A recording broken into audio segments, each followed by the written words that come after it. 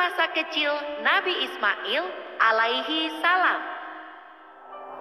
Ismail adalah anak Nabi Ibrahim dari istri keduanya, yaitu Siti Hajar. Oleh karena suatu alasan, Nabi Ibrahim terpaksa meninggalkan mereka di lembah tandus bernama Faran atau Mekah.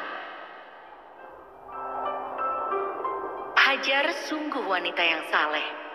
Ketika perbekalannya telah habis dan Ismail kecil terus menangis karena lapar, ia tetap sabar dan terus berdoa kepada Allah. Ya.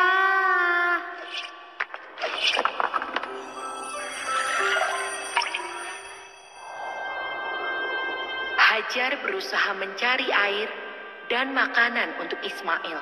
Ia berlari di antara Bukit Syafa dan Marwa hingga 7 kali, namun tidak ada apapun di sana.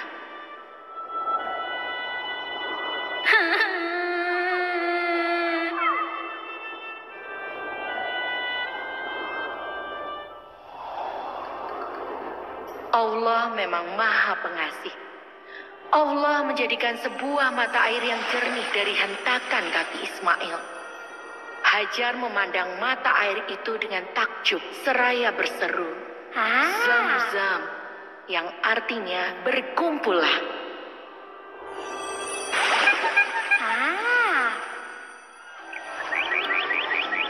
Sumur Zam-zam terus mengalir tanpa pernah kering. Para pedagang Arab sering singgah di sana.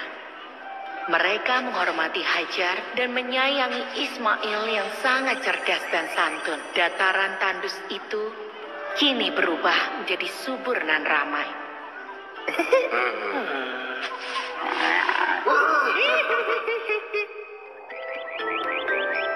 Setelah bertahun-tahun, Nabi Ibrahim memutuskan untuk mengunjungi Hajar dan Ismail. Nabi Ibrahim bersyukur Ismail tumbuh menjadi pemuda yang saleh. Allah memberikan perintah kepada Nabi Ibrahim melalui sebuah mimpi. Dalam mimpi itu, Nabi Ibrahim menyembelih Ismail sebagai bentuk ketaatan Nabi Ibrahim kepada Allah.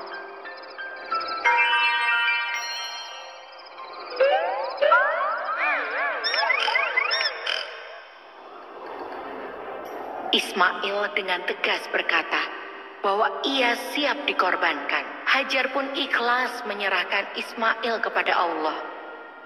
Ketika itu, iblis datang dan berusaha menggoyahkan iman mereka. Namun usaha iblis gagal.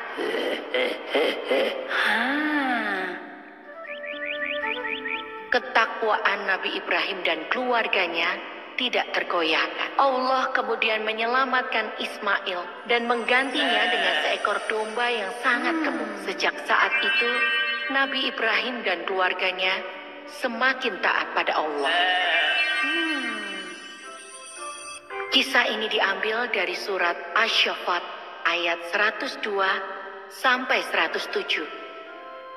Maka tatkala anak itu sampai pada umur sanggup berusaha bersama-sama Ibrahim, Ibrahim berkata, "Hai anakku, sesungguhnya aku melihat dalam mimpi bahwa aku menyembelihmu. Maka fikirkanlah apa pendapatmu." Ia menjawab, "Hai bapakku, kerjakanlah apa yang diperintahkan kepadamu. Insya Allah kamu akan mendapatiku termasuk orang-orang yang sabar." Tatkala keduanya telah berserah diri dan Ibrahim membaringkan anaknya atas pelipisnya, nyatalah kesabaran keduanya. Dan kami panggillah dia, "Hai Ibrahim, sesungguhnya kamu telah membenarkan mimpi itu. Sesungguhnya demikianlah kami memberi balasan kepada orang-orang yang berbuat baik. Sesungguhnya ini benar-benar suatu ujian yang nyata. Dan kami tebus anak itu dengan seekor sembelihan yang besar." Kisah Nabi Ismail dan Nabi Ibrahim membangun Ka'bah.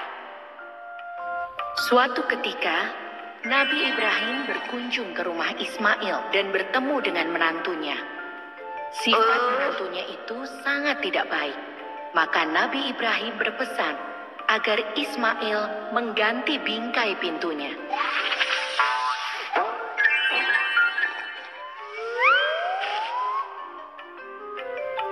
Mengganti bingkai pintu bermakna mengganti istri. Ismail pun segera menceraikan istrinya dan menikah lagi dengan perempuan yang saleh. Kali ini, Nabi Ibrahim sangat senang dengan menantunya.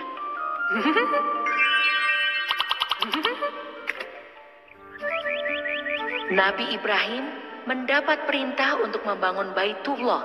Baitullah adalah sebuah tempat yang dibangun khusus untuk menyembah Allah. Tugas itu sungguh mulia dan Ismail bersedia membantu ayahnya.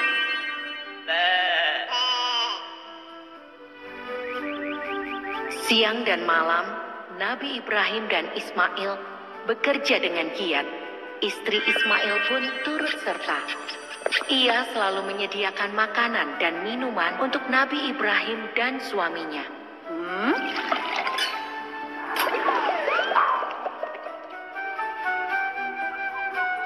Baitullah telah selesai dibangun.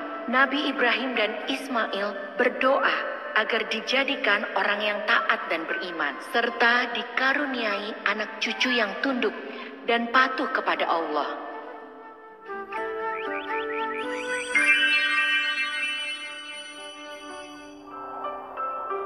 Selanjutnya, Nabi Ibrahim dan Ismail mempelajari manasik haji. Mereka mengitari Ka'bah sebanyak 7 kali dan berdoa agar Allah mengutus seorang Rasul yang dapat mengajarkan Alkitab kepada seluruh umat manusia.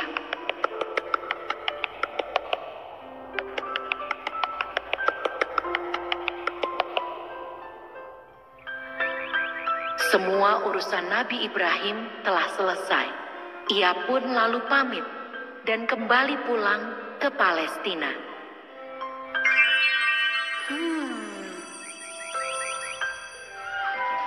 Oleh karena keimanan dan ketakwaan Ismail yang kuat, Allah mengangkatnya menjadi seorang nabi yang bertugas untuk membimbing kaumnya ke jalan yang benar.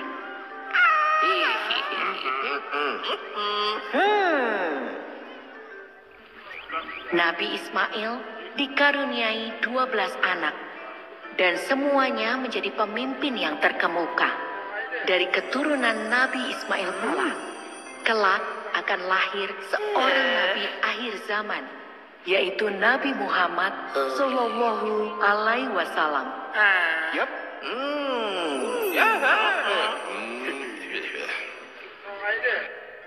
Kisah ini diambil dari surat Al-Imran ayatnya yang ke-96.